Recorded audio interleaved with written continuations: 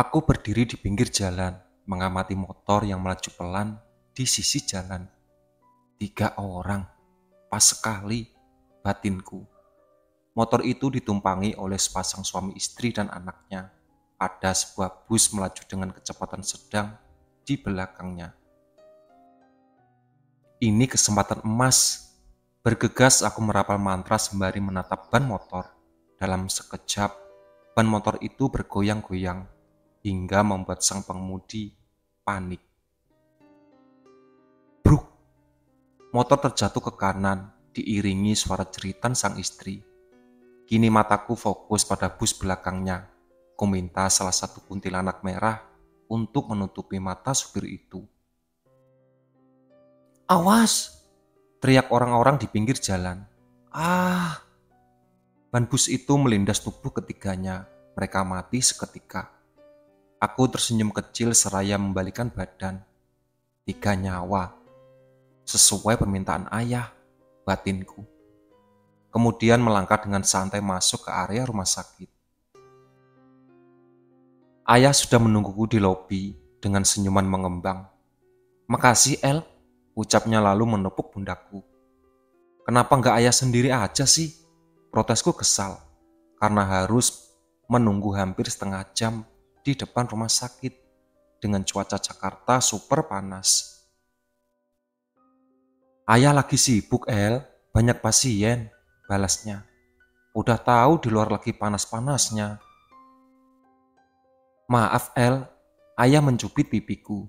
Jangan cemberut dong, nanti ayah dobelin uang jajannya. Oke, balasku singkat. Ya sudah, ayah siap-siap nyambut jenazah mereka. Iya, aku juga mau pulang, capek. Hati-hati ya. Iya, saatku seraya berjalan keluar. Suara gemuruh dan sorak-sorak terdengar dari belakang rumah sakit. Para jin pesugihan itu senang karena makannya akan segera datang. Puluhan kuntilanak terlihat terbang menuju tempat kecelakaan.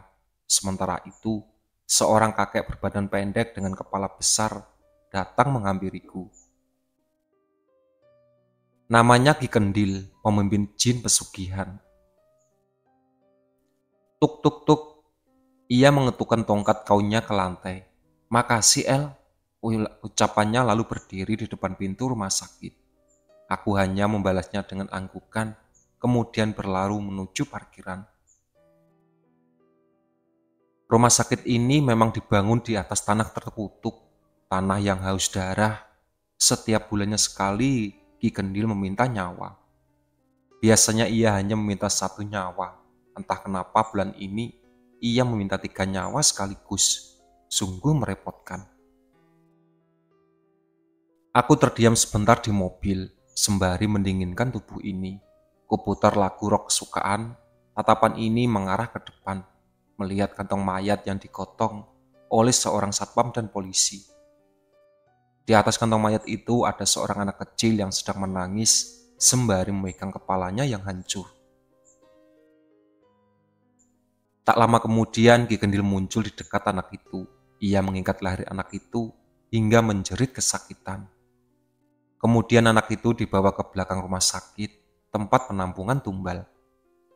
Begitulah nasib orang-orang yang lemah hanya akan dijadikan makanan jin pesugihan.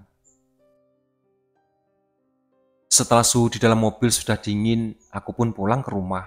Saat mobil di luar area rumah sakit, terlihat puluhan kuntilanak sedang menjilati darah korban kecelakaan itu. Mereka tampak senang sekali. Kuntilanak yang merah tadi membantuku melayangkan dengan cepat dan duduk di kursi belakang. Makasih El, ucapnya. Ya, sautku lalu memintanya pergi. Setidaknya ia mendapatkan imbalan yang pantas. Darah. Sebenarnya letak rumahku tak begitu jauh dari rumah sakit. Hanya saja kondisi lalu lintas Jakarta di siang ini sedang padat. Sekitar 1 jam kemudian baru sampai di perumahan elit yang berada di pusat kota. Mata ini menangkap sosok yang berdiri di depan rumah. Lena, gumamku, aku membuka kaca jendela. Ngapain kamu siang-siang ke rumah aku? Tanyaku. Aku mau ngobrol aja, balas Magdalena. Kan bisa lewat WhatsApp aja. Ngapain datang ke sini segala? Sekalian aku mau nanya sesuatu sama kamu. Aduh, ya udah masuk. Aku tuh tadinya mau langsung tidur, Len. Malah kamu datang. Gerutuku seraya menaiki tangga. Sorry deh, aku bentaran doang kok, sautnya. Aku membuka pintu kamar. Emang kamu mau ngomongin apa? Tanyaku seraya melempar tas, lalu duduk di atas kasur. Sebentar lagi aku mau ke Gunung Ciremai, balasnya. Iya, aku udah tahu. Nyi Ambar pasti sudah cerita ya? Iya, dia marah sama siluman anjing. Kenapa ngasih tahu tempat itu? Padahal kalian tahu itu daerah kekuasaan Nyi Ambar. Aku juga nggak tahu, El. Si siluman anjing yang bawa anak itu ke sana. Kalau bukan karena Haji Rofi, itu siluman udah aku habisin. Sabar, El. Aku juga jarang suka sama siluman itu. Terus, kamu mau nanya apa lagi? Aku mau tidur siang. Madalena mengeluarkan ponselnya. Rencananya kalau si siluman anjing nggak bisa nahan mereka, aku minta dibuat hadapan anak ini. Ia menunjukkan sebuah foto, seorang remaja berkulit putih, sepertinya ia berumur belasan tahun. Apa yang kamu mau tahu? Tanyaku. Penjaganya kuat nggak? Aku menatap foto itu, muncul sebuah gambaran seorang kakek bersorban. Sosok itu berasal dari tanah Arab. Jin dari Arab, kuat Len. Kuntilanak beliran kamu sih kakak sanggup, balasku. Pantesan, Om Rian juga susah lawan dia. Lah, kalau Pak Rian aja kesusahan, apalagi kamu. Makanya, aku minta bantuan sama kamu, El. Kagak deh, aku males ikut campur urusan kalian. Demi sekte ini juga, El. Tetep, aku nggak mau. Padahal dulu kakek kamu pernah bantuin Pak Rian buat ngusir penjaga anak itu. Kakek, ucapku terkejut. Iya, jangan-jangan anak ini yang sejak kecil diawasi oleh kakek. Anak yang katanya bisa mengancam sekte ini. Nyi Ambar pernah menceritakan sedikit tentangnya, tapi aku tidak terlalu memperhatikannya. Siapa namanya? Tanyaku. Gilang Febians, balas Magdalena. Gilang Febians. Kutatap wajahnya. Seketika itu rasa penasaran muncul di benakku. Kemampuan macam apa yang ia miliki hingga bisa mengancam sekte ini? El, Madalena menepuk pahaku. Oi, sautku. Kamu lagi mikirin apa? Aku lagi mikirin anak ini. Apa yang bikin dia spesial di mata kakek aku? Sayang sekali saat kakek masih hidup, aku jarang bertemu dengannya. Katanya Om Rian sih, yang jadi masalah utama itu penjaganya. Balas Madalena. Penjaganya emang kuat, tapi harusnya kakek aku bisalah ngalahin dia. Coba kamu tanya si Amber aja, pasti dia tahu. Dia lagi nggak bisa dipanggil, Lena. Padahal aku mau minta bantuan Nyi Ambar buat ntar malam. Kan tadi aku udah bilang, dia marah sama sekalian. Aku kagak ikut-ikutan, El. Iya, kamu kan termasuk rombongan Haji Rofi dan Pak Rian. Aku disuruh bantu doang. Lagian kamu kagak mau bantu kan? Aku males saja sama mereka berdua. Nah kan, sebenarnya kamu ada masalah apa sih sama mereka berdua? Nggak ada masalah apa-apa. Jangan bohong deh. Kamu tuh hampir nggak pernah ngobrol sama Pak Rian. Padahal kakek kamu deket banget sama dia. Aku nggak suka banget sama tingkahnya. Sok jagoan. Apalagi ditambah ada siluman anjing yang super rese itu.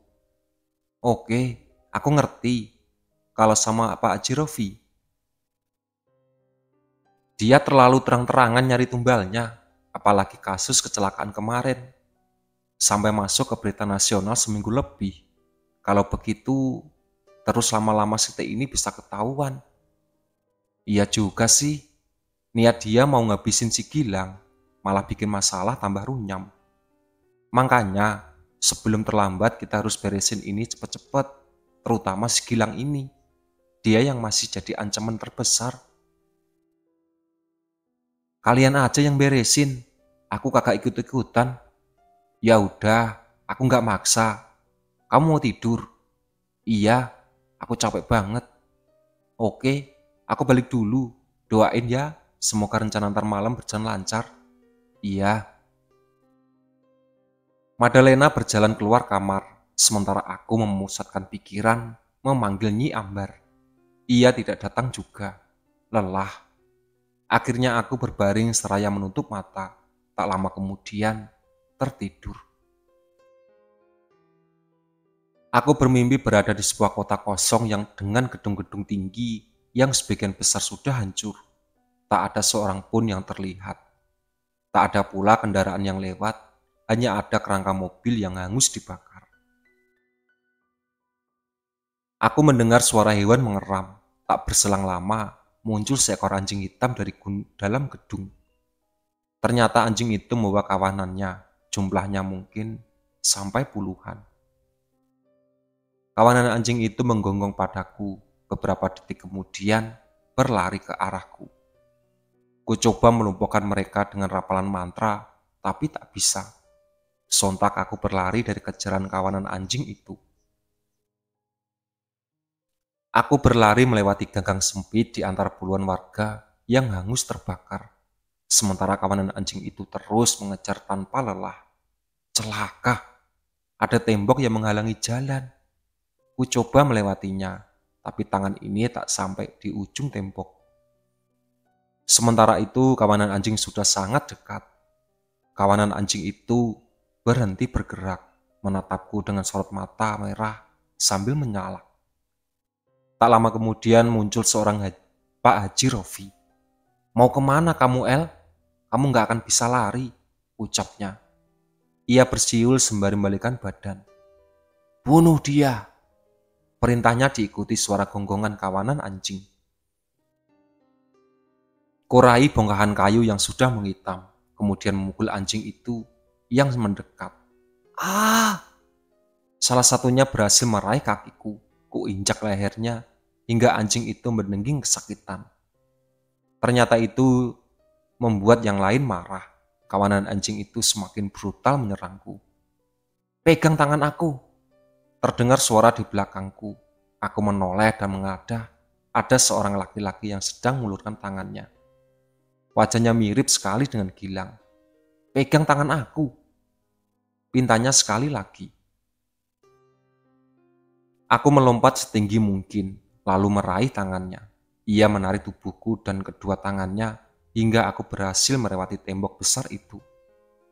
Makasih, ucapku sambil terunduk lemas dan bersandar pada tembok. Iya, balasnya. Dar! Ada darah menyembur ke wajahku. Kulihat Gilang sedang memegang dadanya dan mengeluarkan darah. Bruk! Dia pun ambruk. Pada saat itu terlihat seorang berjubah putih berdiri di belakangnya. Mr. X. Ia memegang pistol. Dasar pengkhianat, ucapnya sambil mendongdongkan pistol kepalaku. Dar! Pandanganku berubah gelap. Aku pun langsung terbangun dari mimpi menyeramkan itu. Aku berteriak saat melihat Nyi Ambar sudah berada di dekat kasur. Nyi Ambar, ngagetin aja, begiku. Maaf, balasnya. Dari tadi aku panggil, kok baru datang sekarang? Saya sedang sibuk memindahkan semua anak buah ke tempat yang baru. Oh, mereka beneran mau menyerang tempat itu. Balasku seraya bangkit dan mengambil minum di dispenser. Iya, El. Mereka sudah berkumpul di sebuah pesantren, menunggu pasukan tiba. Apa Nyi berubah pikiran untuk membantu si siluman anjing? Tidak, biarkan saja tempat itu hancur. Saya masih memiliki tempat lain. Tapi tempat itu udah Nyi kuasai dari ratusan tahun lalu. Tidak apa-apa, El. Ngomong-ngomong, tadi kamu mimpiin ya? Tanya si Ambar. Siapa? Gilang. Iya, Nyi pasti udah lama kenal sama dia. Aku duduk di kasur. Dari dia kecil. Berarti Nyi tahu kenapa dia bisa mengancam sekte ini. Kakek kamu hanya bilang penjaganya itu cukup kuat. Apa Nyi Ambar pernah melawannya? Pernah, sebelum dia jatuh lebih kuat dari sekarang. Aneh banget. Harusnya kalau dari kecil udah tahu begitu, kenapa nggak dibunuh aja? Kakek kamu dan Rian tidak ingin membunuhnya. Alasannya, saya juga tidak tahu.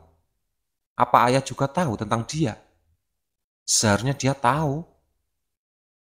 Oke, nanti aku tanya ayah. Saya pamit dulu. Baik, Nyi. Nyi Ambar menghilang, menyisakan rasa penasaran yang semakin besar tentang sosok Gilang ini. Aku sangat yakin kakek dan Pak Rian sanggup sekali membunuh dengan mudah. Lantas, apa alasan mereka membiarkan Gilang hidup sampai saat ini? Itulah sahabat cerita dari Sekte Para Pencari Tumbal. Ditunggu part selanjutnya.